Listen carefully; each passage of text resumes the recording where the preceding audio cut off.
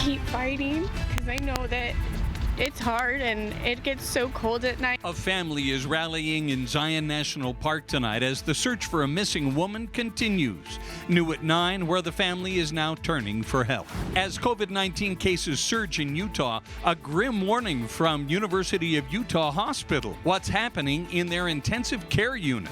Leaders in Iron County are pushing back against new COVID-19 health guidelines. Why they claim the new restrictions are more dangerous than the virus itself.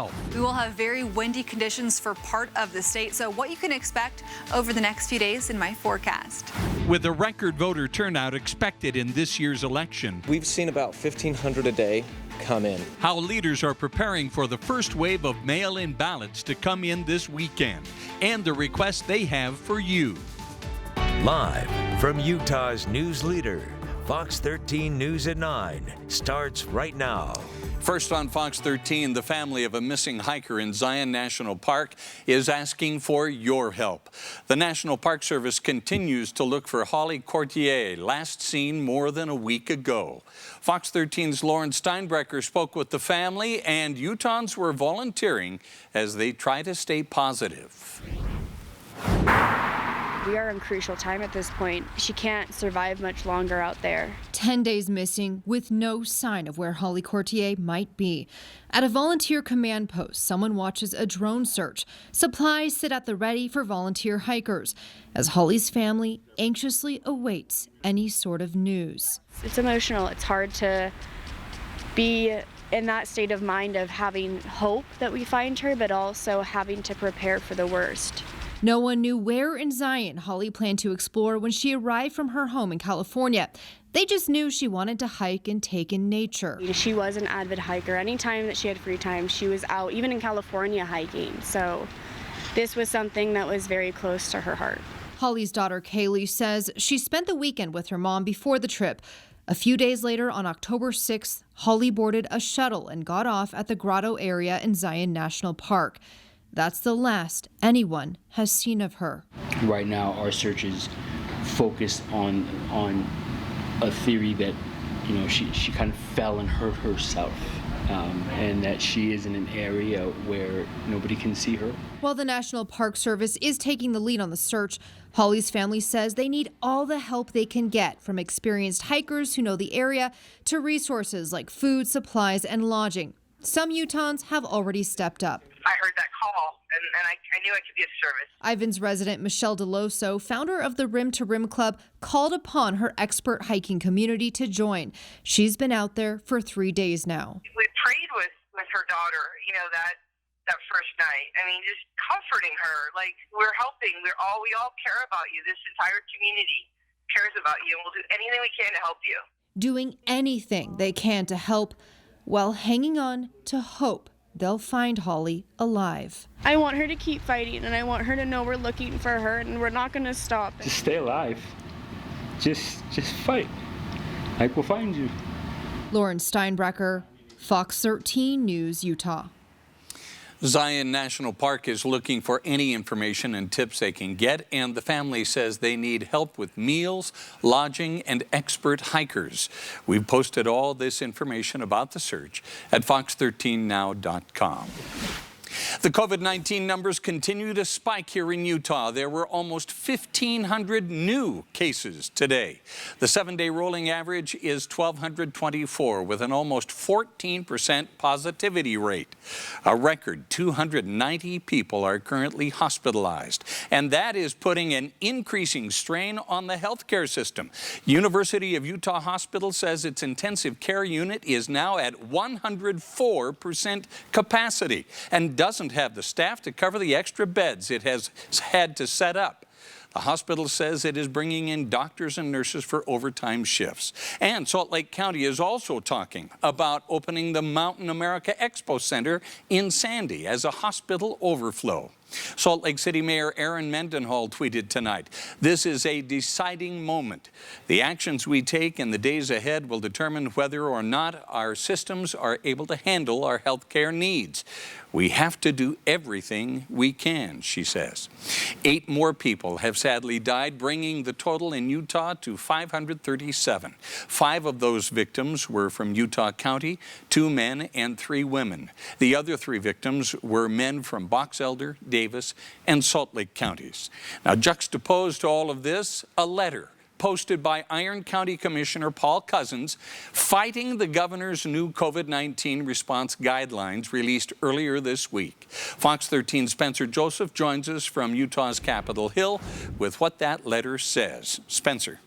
And here is that letter. It does bear the signatures of all 3 commissioners, as well as other county officials such as the sheriff, the assessor, and the attorney. It goes as far to calling this a dangerous overreach.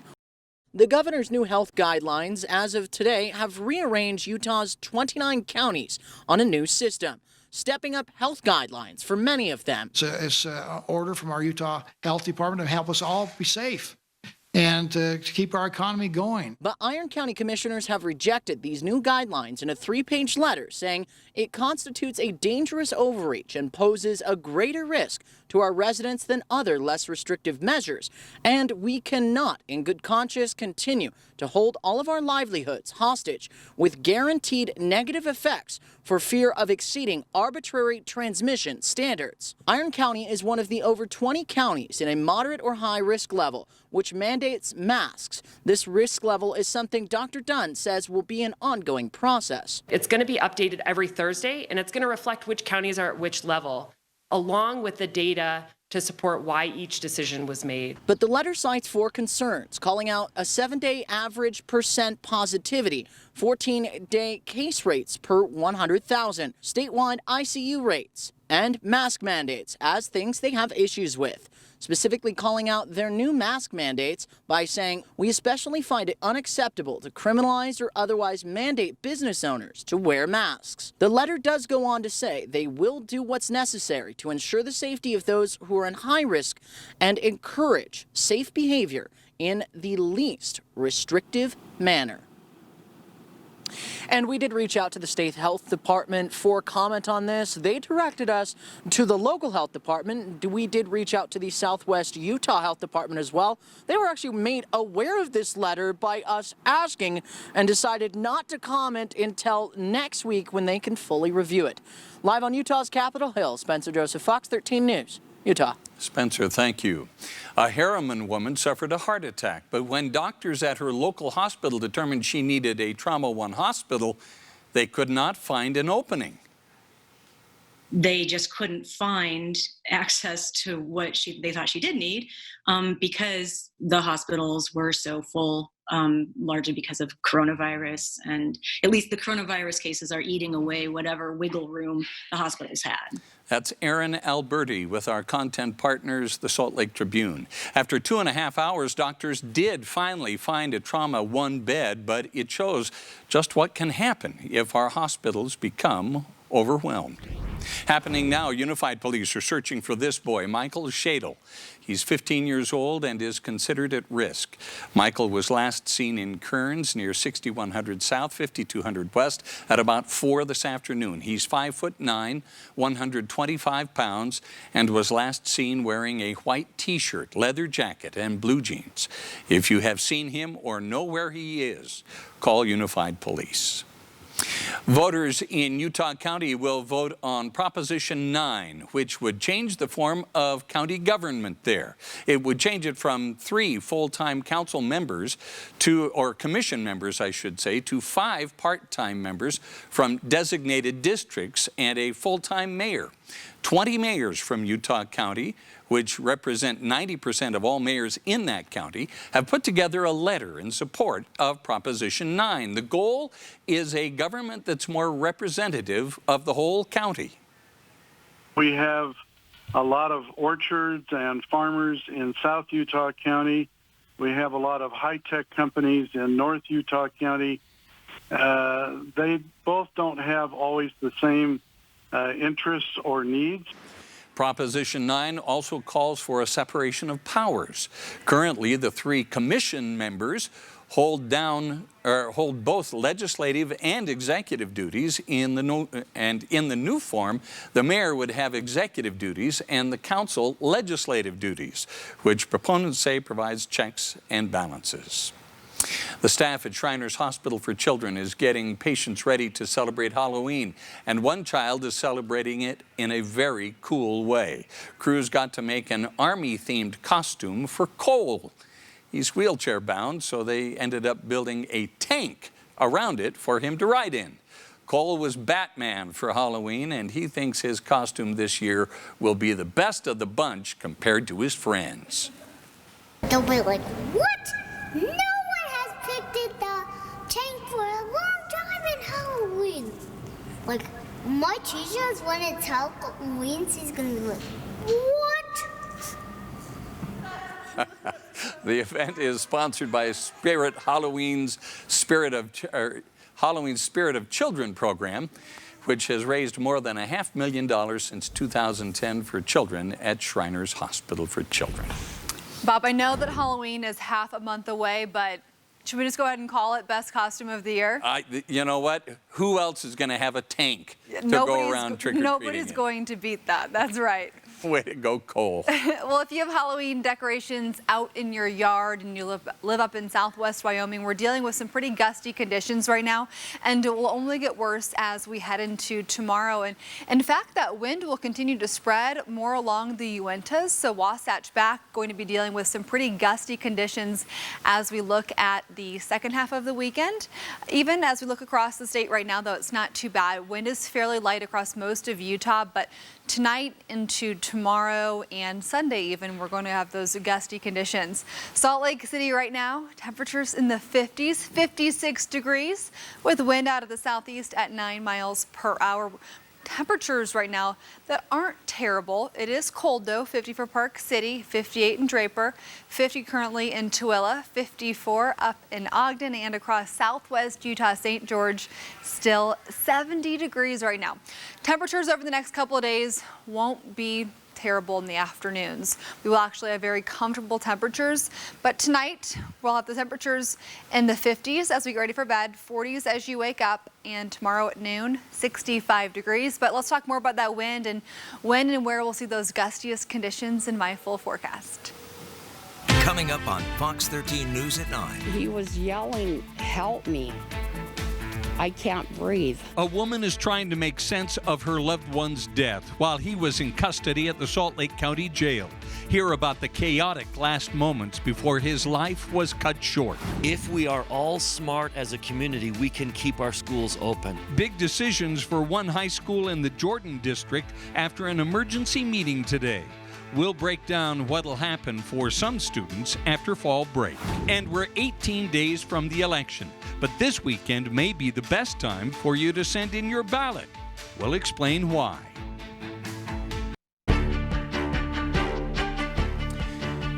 You may want to set aside some time this weekend to consider your ballot. As Fox 13's Ben Winslow reports, election officials in Utah say the sooner you get it in, the better. We're here inside Davis County's election center. You can see behind me the COVID-19 protections already in place, and they're getting set for a big weekend. Make sure you fill out your ballot and drop it or mail it in right away. Salt Lake County Mayor Jenny Wilson, Mill Creek Mayor Jeff Silvestrini, and Salt Lake City Mayor Aaron Mendenhall dropped off their ballots to be counted. Everyone's vote counts, everyone's vote matters, and we need to have those residents have their voices heard in these critical decisions we're making right now. State elections officials are expecting a record turnout this year. What we've seen this entire year with the March presidential primary, with the June state primary, is just record-breaking turnout across the board, percentage-wise and raw numbers, and I wouldn't expect anything different for November. The Lieutenant Governor's office is reporting 200,000 more voters than in 2018. We send out a ballot to every registered active voter, so over 1.6 million ballots out in circulation now. County clerks are preparing for the first wave of mail-in ballots to come this weekend. We've seen about 1,500 a day come in. and we hope to see that continue. The Davis County Clerk Auditor has a request. The best thing you can do to help this election go smoothly is vote the ballot that we mailed you. Because of COVID-19, counties are utilizing drive-through voting, but they worry about long lines if people try to vote on Election Day. Please leave that for people that need a ballot on Election Day. You have your ballot. It's the same ballot we're going to print you. If you want to vote on Election Day, great. Just drive and drop that ballot on Election Day. There you go. Counties are adding additional drop boxes if you don't want to use the Postal Service. There are drop boxes in every city of our county, secure drop boxes. And as always, if you have questions about voting or need access to voting resources, we've got links at fox13now.com. In Farmington, Ben Winslow, Fox 13 News, Utah. Salt Lake City is wrapping up its cleanup efforts from last month's massive windstorm. The mayor's office says more than 8,400 tons of debris have been collected. The city will now start removing tree stumps that have been left behind around the city. Police in South Salt Lake are looking for this man accused of a holdup at a Winco store. Officers say he threatened a loss prevention employee with a knife after allegedly stealing items. He was seen getting into a red Jeep Cherokee. Investigators say the vehicle had a temporary tag where the rear license plate is normally attached. If you know where this guy is, call South Salt Lake Police. It's been 2 years since the Dollar Ridge fire wiped out many of the fish living in the Strawberry River. Now, state officials say the river is bouncing back. Last fall, the Division of Wildlife Resources stocked more than 6,000 Colorado River cutthroat trout in that river. Surveys conducted this week by the DWR show significant survival and growth for the trout. They also learned other types of fish, such as brown trout, whitefish, and speckled dace, are populating the river as well. Well, these days, when nothing seems normal, it's good to see some traditions that continue, especially one that has been a fall event in northern Utah since 1927. It's the annual trailing of F. Jensen's sheep herd. The 93rd year the sheep have been moved 18 miles from Manaway to Corinne. Hundreds of sheep get a police escort through the small town in Box Elder County. We look forward to it every year. It's a day, you know, the family gets to spend together, and so we enjoy that opportunity to do something. And it's, I don't know, I think the kids kind of brag to their friends about it a little bit. The children will have a lot to brag about because Jensen says a lot more people lined the streets this year to watch the event unfold. Oh. Well, we're going into the weekend here, and it's been beautiful this week. I hope it continues. Yes, we'll continue with the good air quality over the next couple of days. Now, I do have one weather concern for the weekend, and that is gusty conditions. We will have breezy conditions for a lot of northern Utah tomorrow. It's been very windy up in Evanston, southwest Wyoming, where that wind right now is gusting around 30 miles per hour. We'll continue with gusty conditions through the day tomorrow, but right now here in Salt Lake City, temps in the mid to upper 50s, 56 degrees for Salt Lake. Up in Ogden, it's 54, and for Provo, currently 48 degrees, but it's Friday, so we're not complaining about anything, are we? Temperatures here across most of Utah, 45 to 55 degrees. Moab right now, 54, Bryce Canyon, 47, and down in St. George, those temperatures at 70 degrees. Here are your top weather headlines on this Friday night. Above average temperatures, a fantastic Friday. We will have windy conditions though, starting tonight into tomorrow and for some part of Sunday as well, up towards the Uintas. So high elevations going to have the gustiest conditions, and then we'll have the good air quality this weekend. That sun will rise about 7:40 tomorrow morning, and it's set tonight at about 6:45. Satellite and radar, you'll see mostly clear sky here across Utah. There'll be a series of storms to our north as we're entering this La Nina. And as our outlook for the winter goes, here in Utah, we're kind of right in the middle of precipitation, so might just have normal precipitation, but temperatures likely will be warmer than average for our winter outlook. 47 degrees tonight in Salt Lake City. For tomorrow, temperatures in the 70s, low 70s, so we'll have mostly sunny sky tomorrow. It'll be a fantastic Saturday, and temps across the state as you wake up will be around 35 to 45 degrees for most of Utah. Now, Salt Lake will be a little bit warmer than that, near 50, so not as cold as it was this morning. Many of you probably had some frost at your house this morning. If you got up early, you might have noticed that. But we look at temperatures tomorrow afternoon and expect 60s and 70s across our beautiful state for your Saturday. So hiking concerns, gusty conditions. Uinta is probably going to get the worst of this. Planning on doing anything up near Mount Ogden, we're going to have the gusty conditions. Look at this overnight. Really, once we get to about 1 to 2 a.m., things are really ramping up for southwest Wyoming and the Uintas. So we're going to end up with some wind gusts more than 50 miles per hour up into the highest peaks in the Uintas. We could see some wind gusts even 60, 70, 80 miles per hour for the highest terrain. We'll continue with that breezy condition as we head into Sunday as well. Sunday, looking at 10:30 p.m., we'll continue at that point still with some breezy conditions. For St. George, upper 80s for the next 3 days. I think that you guys will really enjoy the weekend forecast for almost all of Utah. Overnight temps around 50 degrees. 7-day forecast looks really good for St. George and for the Wasatch Front.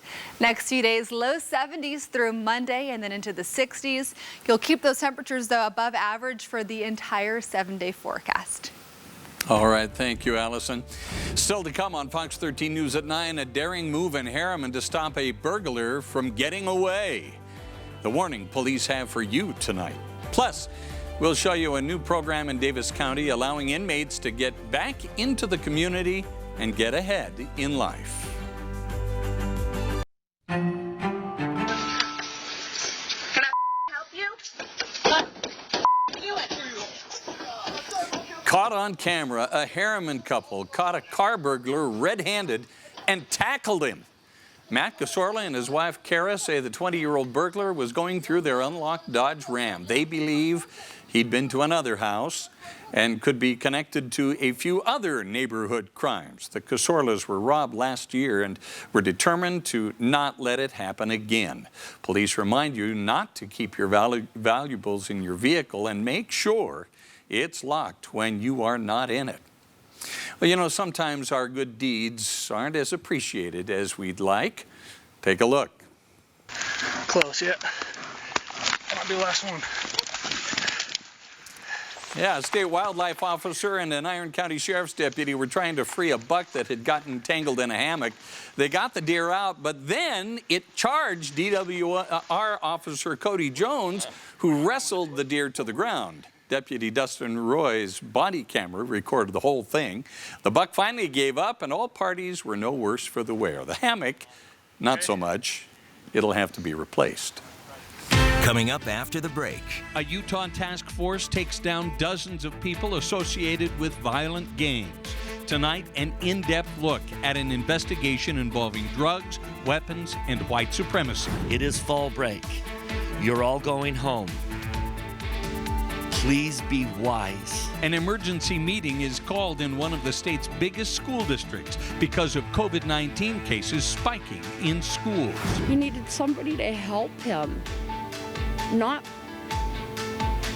let him die. After a man died in police custody, his family is still searching for answers. What they say happened the last time they saw him.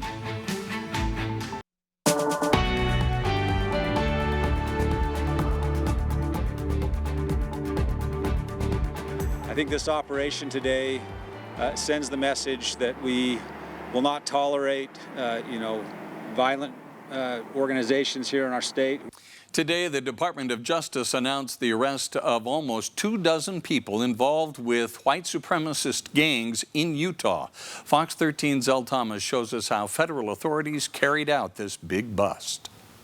We've got a lot of crime here in Utah. It was an investigation, 16 months in the making. Utah has a huge demand for illicit drugs. There's just a constant, endless demand for it and an insatiable appetite. Illicit drugs, illegal weapons, and dangerous white supremacists at the core. All of this, these dynamics, this counterculture in Utah and throughout the United States has led to a complex and pervasive criminal underworld. More pervasive and dangerous than most Utahns could imagine.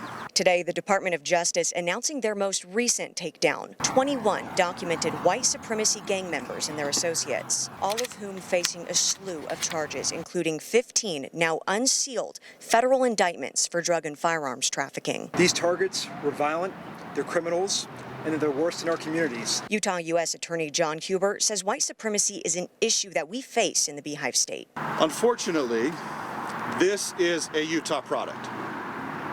There are many things to be proud of in Utah, from our snow, beautiful mountains, national parks, white supremacy gangs. It's one of ours. We own it, and we're not proud of it. But state and federal leaders hope that their continued combined efforts will put an end to the danger and crime it brings to our communities. I think this operation today sends the message that we will not tolerate, violent organizations here in our state. Those 21 arrests are part of more than 300 similar cases here in the Beehive State in recent years. The U.S. Attorney's Office says arrests like these are truly helpful in helping them understand how organized crime works and ultimately putting an end to it. At the Salt Lake County Sheriff's Office, Elle Thomas, Fox 13 News, Utah. We have a sad update to a story that we first brought you last night on Fox 13 News. We've learned the baby delivered after a pregnant woman's death in a car crash in West Valley City will be taken off life support. Family members confirmed that news to us today or this evening. Shelby Short was a passenger in a car that was hit when another car ran a red light at 3500 South Bangerter Highway last night. She died of her injuries. Police say the driver who ran the red light may face charges. Salt Lake County District Attorney Sim Gill has ruled an officer-involved shooting that happened in Murray earlier this year was justified. It happened in March when a Murray police officer and another person were doing a welfare check on 58-year-old Rhonda St. Onge at her apartment. Officers knew she was armed and wound up shooting her. She has since recovered. Gill believes cases like this will happen again if Utah does not provide more resources to those who are mentally ill. Like I said, this is a public health issue that sometimes and rarely should cross over to a public safety issue, but it seems to be that's our reality right now. Gill says about 1/3 of the officer-involved shootings he's investigated have had something to do with mental health and cognitive disability. He wants to see increased monitoring and hopes state lawmakers will take action. Today, a new program began in Davis County allowing some nonviolent offenders to be released with an electronic monitoring device. The program was initially funded by money from the CARES Act. It's trying to provide a safe alternative to work release programs during the pandemic. The ankle device can track inmates down to within 20 feet of where they are. They'll be closely monitored as they try to get jobs and an education. I'll be going to school out in Kaysville. It'll be court required, so I'll be able to graduate, get my high school diploma, and kind of help turn my life around so I can get a better job. This is going to jumpstart them. We're going to monitor them. We're going to be out there in society, going to get jobs, getting their education. So it's going to just give them a jump start to get back into society with a little bit of a head start and a chance to succeed. Davis County will likely release 25 inmates with these devices back into the community over the next 2 weeks. Officials say it should be a big savings for taxpayers instead of keeping low-risk offenders behind bars. In an emergency board meeting this afternoon, the Jordan District decided to move classes online for one of its high schools after the fall break. Fox 13's Aaron Cox reports from Bingham High School, where the largest COVID-19 outbreak is happening. School campuses for the Jordan School District hold a special place in Bryce Dunford's heart. Between my children and I, we have spent a combined 99 years attending Jordan School District schools. Dunford has been the president of the Board of Education for the Jordan School District for 2 years. I have never seen a more divisive issue than this COVID-19. As of Friday, October 16th, the Jordan School District has 303 active COVID-19 cases. 1,372 students have been quarantined due to exposure at school. What the numbers don't show, how many additional students are out of school self-quarantining to prevent exposure. We're seeing a dramatic spike in the last couple of days. And so the question on the table is, do we take advantage of fall break? Now, an emergency meeting was called Friday afternoon to discuss the days coming back from fall break. Fall break goes from the 19th to the 23rd. There is no school on the 26th because it is the final day of the quarter. Bingham High School will have all virtual classes Tuesday through Friday. Copper Hills and Riverton High School will go back to their regular schedule following the break. if we are all smart as a community, we can keep our schools open. Something that means a lot to Dunford and his community. I wish I could look every student and parent in the eyes and say, okay, Jordan School District parents and students, it is fall break. You're all going home. Please be wise. Both Copper Hills and Riverton High School will be deep cleaned while students away. As for Bingham High School, most extracurricular activities the week following fall break will be postponed. In South Jordan, Aaron Cox, Fox 13 News, Utah. Still to come, a Utah family tries to figure out what happened when a man died in the Salt Lake County Jail. What police are revealing about the investigation. And as temperatures drop in Utah, students at Harriman High School want to keep those experiencing homelessness warm. See how you can help. A man died in police custody nearly 2 weeks ago at the Salt Lake County Jail. His family is still wondering what led up to his death. Fox 13's Brian Schnee spoke with a woman who lived with the 43-year-old victim for more than a decade and called 911 that night. I'm angry. I'm hurt. Because he didn't deserve to die. Glenda Smart and Jesus Cruz Jimenez had been together for 12 years. We had our ups and downs, but for the most part, we had a great relationship.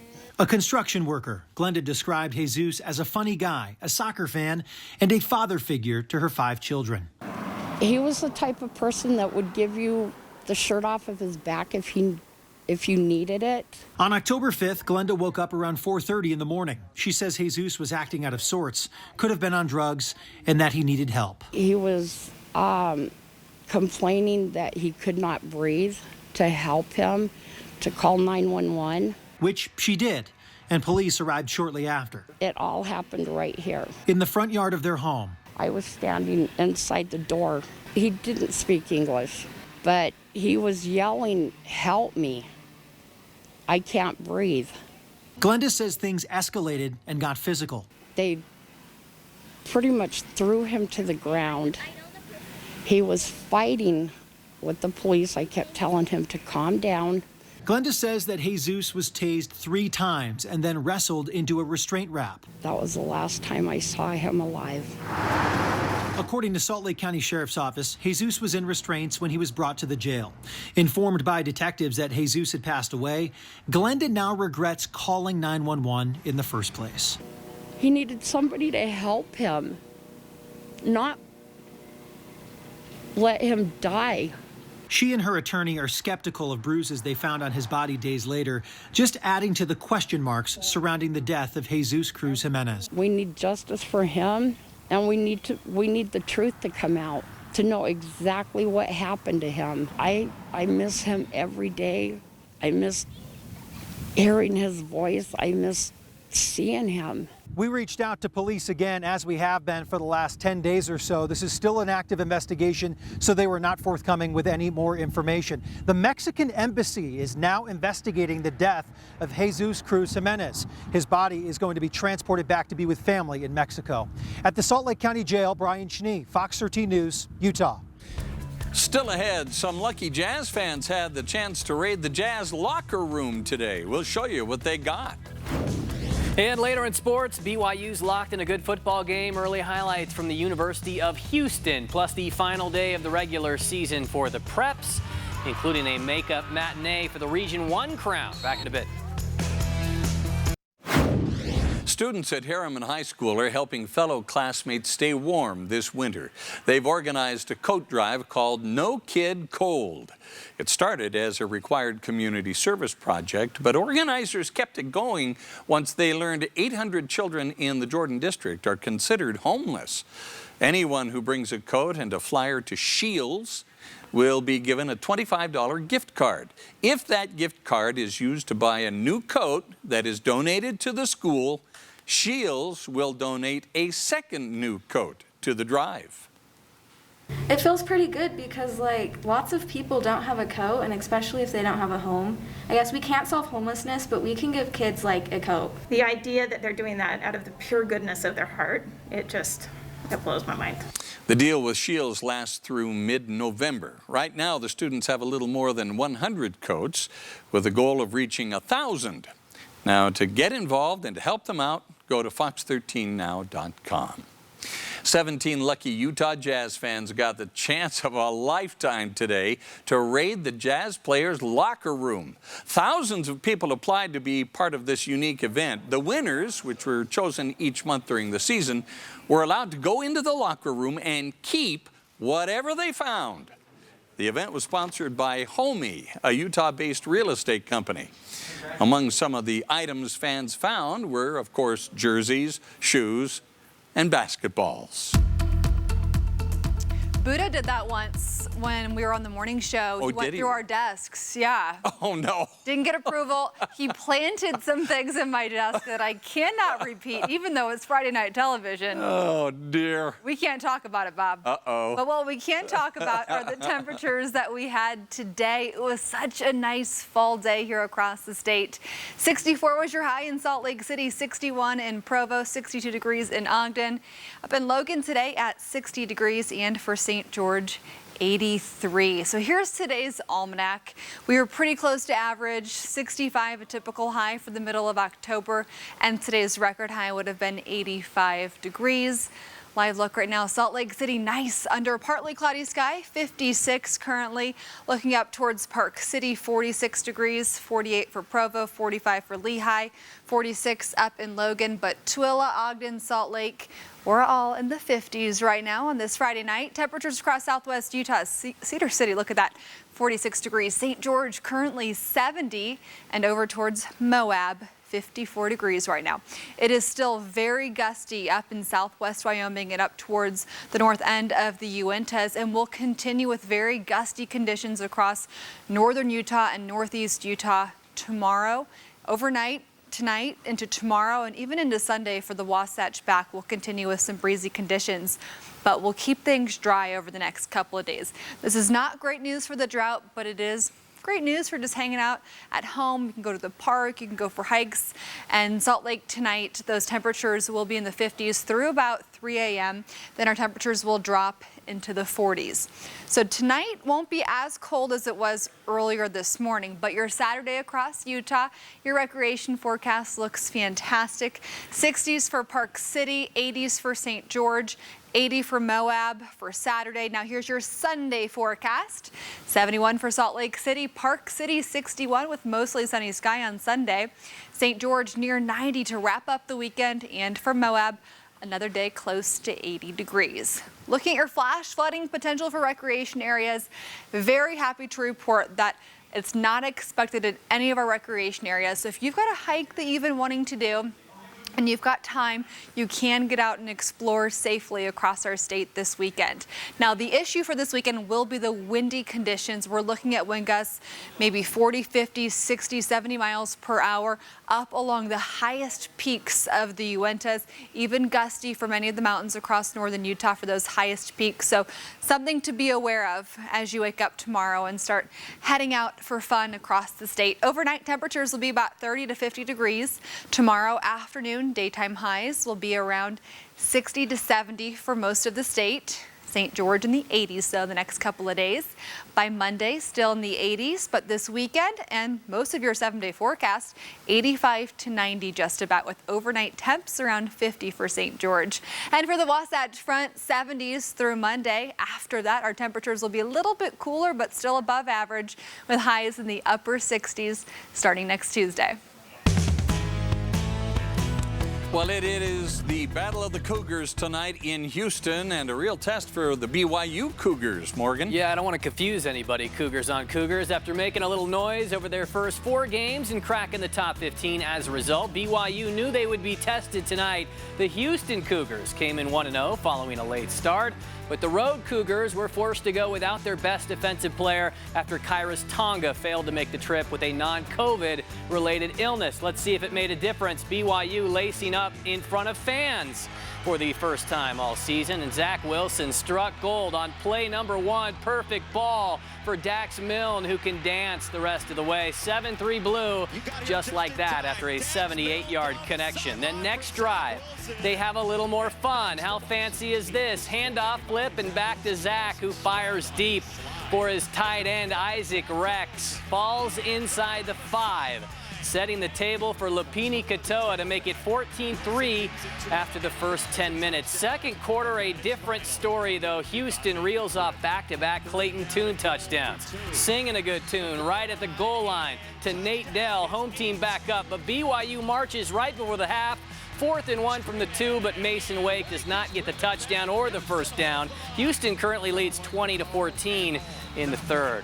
Last day of high school football, including a big matinee. Roy, one of 7 unbeatens left in the state of Utah, was originally scheduled to visit Weber last Friday before a COVID outbreak on the Royals side forced the game to this afternoon instead. A Region 1 title on the line. The Warriors' only loss was a slip-up at Layton Week 5, but today they were on point. Already up a touchdown. Roy trying to put 3 up when it's blocked by Cutler Best, with Cannon DeVries shooting 65 yards the other way. The Royals offense averaging 39 a game coming in. Weber not letting them have much, though. Tackle for a loss. Red then going option to score again. Jake Lindsey with a 44-yard keeper as he has the corner to the house. Roy's last chance to score before the half, but Parker Kingston is incomplete. In fact, they did not score at all until 3 minutes left in the game. 35-8 Weber with a marquee win. And a 5A contest where Skyline had a chance to wrap up the regular season unscathed after recovering a fumble late in the first. Braxton Bolingbroke to Tyler Limpert in the corner. Eagles fly up 7-0. Next quarter, Titans answer. Peyton Rice right through the middle and over the line to tie it. Just before the half, Olympus on top this time for the Green Machine. Johnny Frank bowls in for the Titans, but this thing was tied at the very end with Olympus marching. Tommy Hogan, the keep and roll for the 28-21 upset, ruining Skyline's undefeated run. And baseball, the Astros sizing up a 3rd straight elimination game. They survived the first 2. Houston quiet till the 5th when George Springer knocks in Yuli Gurriel and Aldemus Diaz. 5 more to follow, including this Kyle Tucker jack in the 6th. Tampa Bay did get a couple of late home runs by Manuel Margot, but they fall short as the Stros tie it at 3. They can now become only the 2nd team ever to come back from a 3-0 playoff deficit.